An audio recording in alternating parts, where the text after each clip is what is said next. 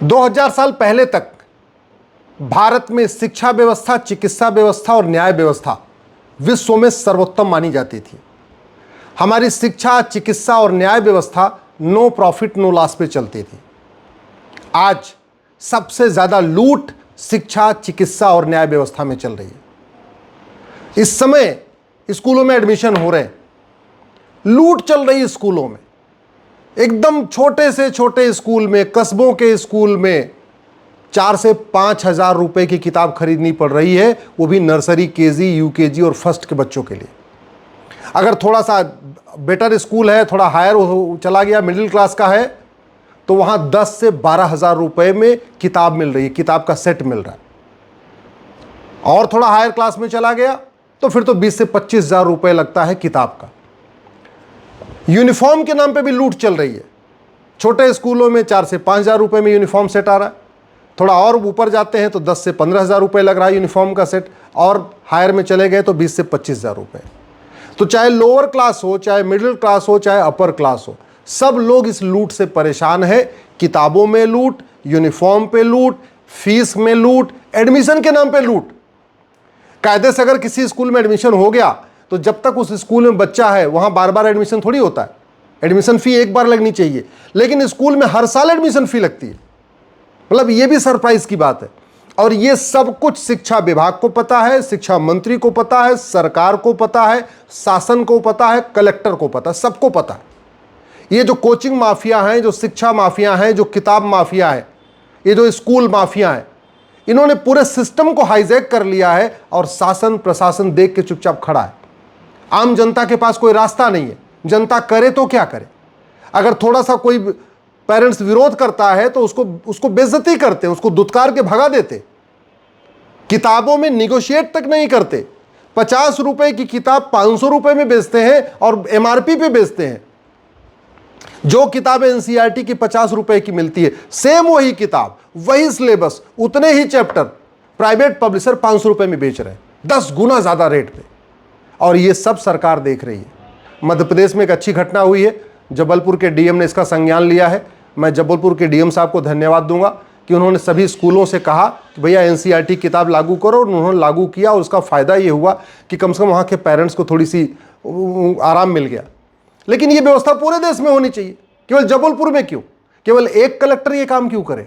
ये काम तो शिक्षा मंत्रालय का है, ये काम केंद्रीय शिक्षा मंत्रालय का भी है और राज्यों के शिक्षा मंत्रियों का भी है कि वो सुनिश्चित करें कि ये प्राइवेट जो पब्लिशर हैं, जो माफिया बन चुके हैं, जो 10 रुपए की किताब 100 रुपए में बेच रहे हैं, इनकी दुकानें बंद हो। क्यों चाहिए प्राइवेट किताब? एनसीईआरटी की किताब तो 2-3 साल 4 साल तक चल सकती है। ये प्राइवेट पब्लिशर एक बड़ा और खेल करते हैं। एनसीईआरटी किताबें हर साल सिलेबस नहीं बदलता, लेकिन प्राइवेट पब्लिशर क्या करते हैं, हर साल उसी में 1-2 चैप्टर नया जोड़ के कहते हैं अब तो पुरानी वाली किताब चल ही नहीं सकती। यानी किसी के 2 बच्चे हैं तो उसको भी, अगर एक बेटा चौथी में है और दूसरा वाला तीसरी में है, तो तीसरी वाली के लिए भी नई किताब खरीदनी पड़ेगी। ऐसा नहीं हो सकता कि बड़े बच्चे की किताब छोटा बच्चा पढ़ ले, नहीं, ऐसे नहीं होगा। क्योंकि अगले साल उन्होंने क्या किया, प्राइवेट पब्लिशर ने उसमें 1 पन्ना अलग कर दिया, 2 पन्ना अलग कर दिया, 1 चैप्टर कोई नया जोड़ दिया। इसीलिए ये लोग कोशिश ये करते हैं कि एनसीईआरटी किताब न चले और प्राइवेट पब्लिशर चले। और स्कूल को, चूंकि ये जो पब्लिशर हैं स्कूल को कमीशन देते हैं, तो स्कूल भी उनके साथ मिली भगत है। पूरा एक नेक्सस बन चुका है कोचिंग माफियाओं का, स्कूल माफियाओं का, बुक पब्लिशर्स का एक पूरा एक सिंडिकेट बन गया है। इनका एक नेक्सस बन गया है और ये सब मिलके पेरेंट्स को लूट रहे हैं। इस शिक्षा व्यवस्था का दुष्परिणाम है कि लोग 2 से ज्यादा बच्चे नहीं पैदा कर रहे। कहते हैं जी हम कैसे पढ़ाएंगे बच्चे को? तो जो बहुत तेजी के साथ जनसंख्या कम हुई है, उसमें बहुत बड़ा कारण ये प्राइवेट स्कूलों का है, जो लूट रहे, जो लगातार घट रहे हैं, जनसंख्या घट रही है, उसका एक बहुत बड़ा कारण ये लूट है। मैं सरकार से निवेदन कर रहा हूं, इस राइट टू एजुकेशन एक्ट को बदलिए, इसको राइट टू इक्वल एजुकेशन करिए और पूरे देश में मैंडेटरी करिए कि कोई भी स्कूल हो, किसी भी प्रदेश का स्कूल हो, किसी के द्वारा खोला गया स्कूल हो, वो उस पर राइट टू एजुकेशन लागू होगा। और एनसीईआरटी किताब मैंडेटरी करिए।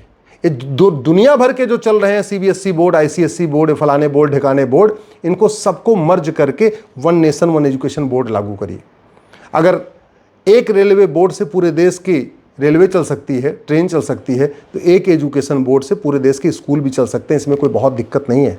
सब अपनी अपनी भाषा में पढ़ें, तमिलनाडु वाले तमिल में पढ़ें, महाराष्ट्र वाले मराठी में पढ़ें, गुजरात वाले गुजराती में पढ़ें, लेकिन सिलेबस और करिकुलम अलग क्यों होना चाहिए? प्राइवेट पब्लिशर की किताब क्यों चलनी चाहिए? क्या एनसीईआरटी इतनी सक्षम नहीं है कि वो किताब सप्लाई कर सके? एनसीईआरटी किताब का फायदा ये होगा कि एक ही घर में वो किताब 3 साल 4 साल पढ़ी जा सकेगी। प्राइवेट पब्लिशर तो हर साल उसमें 1-2 नया चैप्टर जोड़ के और कहते हैं जी अब पुरानी वाली किताब नहीं चलेगी। तो ये खेल बंद होना चाहिए। ये जो यूनिफॉर्म के नाम पे लूट चल रही है, इस यूनिफॉर्म के बारे में मेरा मानना है कि कॉमन ड्रेस कोड सरकार को लागू करना चाहिए। जैसे केंद्रीय विद्यालय में पूरे देश का सिलेबस एक है, तो वैसे सभी स्कूलों का सिलेबस एक हो सकता है। जैसे पूरे केंद्रीय विद्यालय में, पूरे भारत में जितने भी केंद्रीय विद्यालय सब में कॉमन ड्रेस है, तो वैसे ही सभी स्कूलों का ड्रेस कॉमन हो सकता है। हम तो कहते हैं केवीएस वाला ड्रेस सब पे लागू कर दो, क्या फर्क पड़ता है? कम से कम ये लूट तो बंद हो जाएगी ना। नहीं तो अलग अलग यूनिफॉर्म बनाने वाले मनमानी लूट कर रहे हैं। 300 रुपये में जो पैंट तैयार हो जाता है उसको 3-3 हज़ार रुपये में पैंट बेच रहे हैं। तो कपड़े की लूट, यूनिफॉर्म के नाम पे लूट और एडमिशन के नाम पे लूट। अगर कोई स्कूल हर साल एडमिशन फी मांग रहा है तो उसकी मान्यता रद्द होनी चाहिए। जब तक आप इस कानून में स्ट्रिंजेंट पिनल प्रोविजन नहीं रखेंगे, क्योंकि कानून तो बन गया, माने तो ठीक ना माने तो ठीक, इसलिए कुछ लोग मानते हैं कुछ लोग नहीं मानते। इसमें जब तक लिखा नहीं जाएगा कि जो राइट टू एजुकेशन एक्ट के जो प्रावधान उसको नहीं मानेगा उसकी मान्यता रद्द होगी। और 10-20 स्कूलों की मान्यता रद्द करिए, देखिए अगले साल सब ठिकाने पे आ जाएंगे, सबके होश ठिकाने आ जाएंगे। ये जो लूट चल रही है किताब के नाम पे, यूनिफॉर्म के नाम पे, एडमिशन फी के नाम पे और डेवलपमेंट फी, हर साल डेवलपमेंट फी, एक कमरा नहीं बढ़ता सरकार स्कूल में, सुविधाएं सारी वही, कमरे उतने ही, पंखा उतना ही, बिजली उतनी ही, पानी वैसा ही, लेकिन हर साल डेवलपमेंट के नाम पे 1000-2000 रुपये वसूल लेते हैं, हर साल एडमिशन फी के नाम पे वसूल लेते हैं, और भी पता नहीं नए नए और क्या क्या हिडन उनके टर्म्स हैं, उसके नाम पे पैसा वसूलते रहते हैं।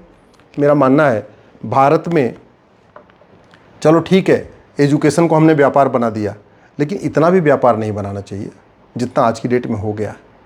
भारत में शिक्षा व्यवस्था निःशुल्क थी पहले, शिक्षा, चिकित्सा और न्याय व्यवस्था निःशुल्क थी। शिक्षक, चिकित्सक और जो हमारे सरपंच होते थे ये एक पैसा नहीं लेते थे।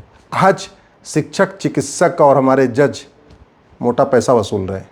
तो ये जो 3 व्यवस्था हमारी जो दुनिया की सर्वोत्तम थी, आज की डेट में वो गर्त में चली गई है। और इतना फीस होने के बाद भी पढ़ा क्या रहे हैं? कुछ नहीं पढ़ा रहे। परिवार व्यवस्था टूटती जा रही है, भारत के लोग भारत की संस्कृति भूलते जा रहे हैं, बच्चों के अंदर कोई संस्कार नहीं आ रहा है, माता पिता का सम्मान नहीं करते, आपस में परिवार के साथ मिलके नहीं रहते, जो पश्चिम का कल्चर बढ़ता जा रहा है।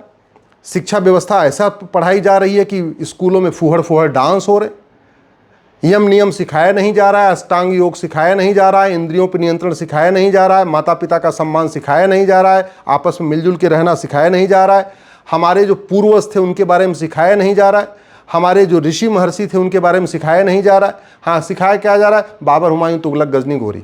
सिखाया क्या जा रहा है? फूहड़ फूहड़ डांस। स्कूल में कार्यक्रम होता है सांस्कृतिक, कहने का तो सांस्कृतिक कार्यक्रम होता है, और डांस होते हैं फूहड़, अश्लील गानों पे डांस हो रहा है। ये जो व्यवस्था इसलिए चल रही है क्योंकि हमने राइट टू एजुकेशन में स्ट्रिंजेंट पीनल व्यवस्था नहीं रखा कि भैया अगर आप ये करना है आपको और नहीं करोगे तो आपके ऊपर दंड पड़ेगा, आपकी मान्यता रद्द होगी। मान्यता रद्द नहीं होती, ऊपर से लेके नीचे तक पूरा खेल चल रहा है। और इसलिए चल रहा है कि ये जो एजुकेशन माफिया है ना, जो स्कूल माफिया हैं, जो किताब छापने वाले पब्लिशर हैं, ये चुनाव लड़ने में फंडिंग करते हैं। ये पॉलिटिकल पार्टियों को भी फंडिंग करते हैं, नेताओं को भी फंडिंग करते हैं। इसलिए सांसदों का भी मुंह सिला हुआ है, विधायकों का भी मुंह सिला हुआ है, सरकार का भी मुंह सिला हुआ है। सबसे बड़ी बात ये, समाजवादी लोगों का मुंह सिला हुआ है। लोहिया जी पूरी जिंदगी एक ही बात कहते कहते चले गए कि पूरी भारत में समान शिक्षा होनी चाहिए, लेकिन समाजवाद की बात करने वाले समाजवादी भी नहीं कहते कि हाँ भारत में समान शिक्षा होनी चाहिए। बाबा साहब अंबेडकर कह रहे थे दलितों का उत्थान तब होगा जब मंत्री और संतरी की बच्चे की किताब एक होगी। बाबा साहब अंबेडकर कहते थे दलितों का उत्थान तब होगा जब मजदूर और मालिक की बच्चे की किताब एक होगी। वो तभी हो सकती है जब समान शिक्षा हो। लेकिन बाबा साहब के नाम पे सांसद विधायक बनने वाले, बाबा साहब को माला चढ़ाने वाले भी कभी समान शिक्षा की बात नहीं करते। मैंने PIL फाइल किया हुआ है, कोर्ट में मैटर चल रहा है। मैं कह रहा हूँ राइट टू एजुकेशन को राइट टू इक्वल एजुकेशन बनाइए, 1 नेशन 1 एजुकेशन बोर्ड लागू करिए, 1 नेशन 1 सिलेबस लागू करिए। जो प्राइवेट पब्लिशर हैं इनकी दुकानें बंद करिए। भारत में NCERT की किताब मैंडेटरी करिए। बच्चों पे बोझ भी कम होगा, स्कूल का जो बैग है उस बैग का वज़न भी कम होगा, और पेरेंट्स को जो जेब काटी जा रही है उस जेब को भी थोड़ा लाभ मिलेगा।